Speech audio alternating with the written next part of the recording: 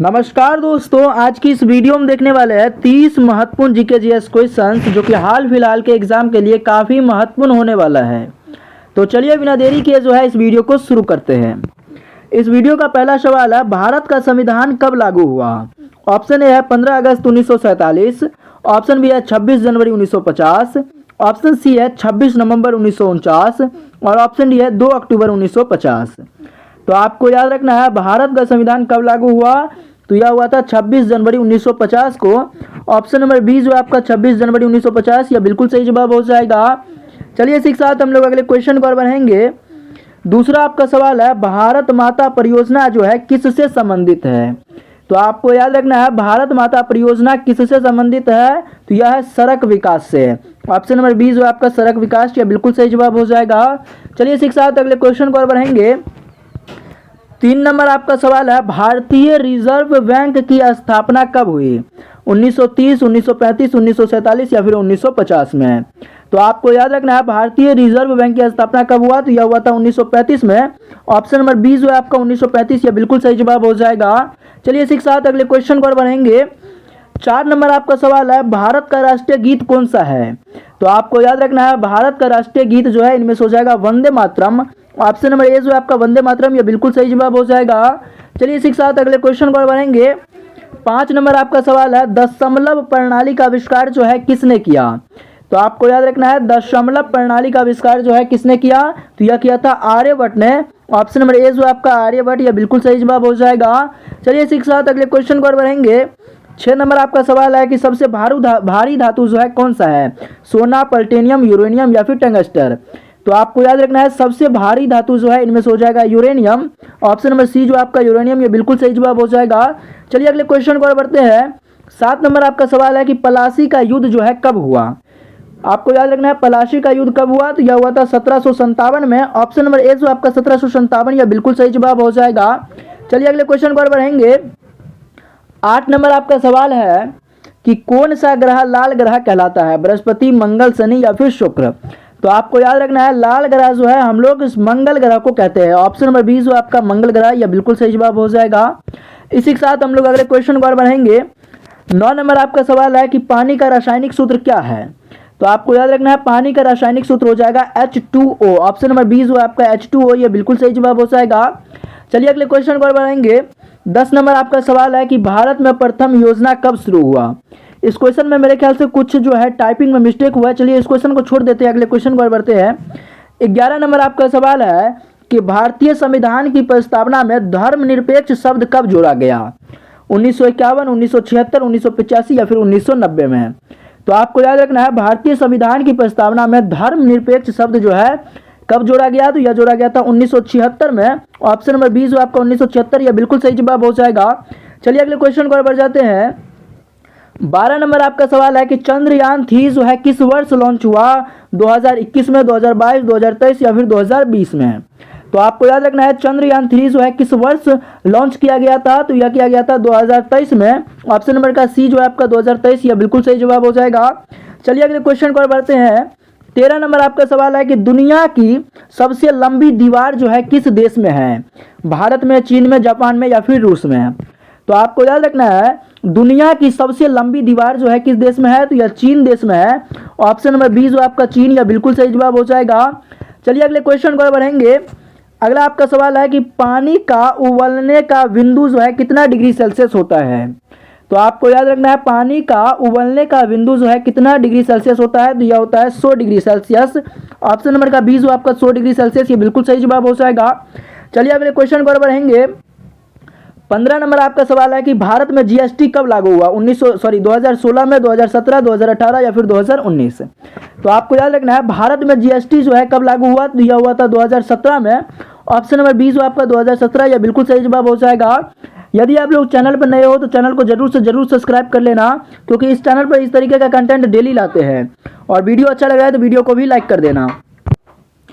16 number आपका सवाल है, विश्व का सबसे बड़ा महासागर कौन सा है? तो आपको याद रखना है विश्व का जो सबसे बड़ा महासागर है इनमें से हो जाएगा प्रशांत महासागर। ऑप्शन नंबर सी जो आपका प्रशांत महासागर यह बिल्कुल सही जवाब हो जाएगा। चलिए अगले क्वेश्चन पर बढ़ेंगे। 17 नंबर आपका सवाल है कि भारत में कुल कितने उच्च न्यायालय यानी कि हाई कोर्ट्स है, 20, 25, 30 या फिर 35। तो आपको याद रखना है वर्तमान समय में भारत में कुल कितने हाई कोर्ट यानी कि उच्च न्यायालय है, तो यह है 25। ऑप्शन नंबर बी जो है आपका 25 या बिल्कुल सही जवाब हो जाएगा। चलिए अगले क्वेश्चन पर बढ़ेंगे।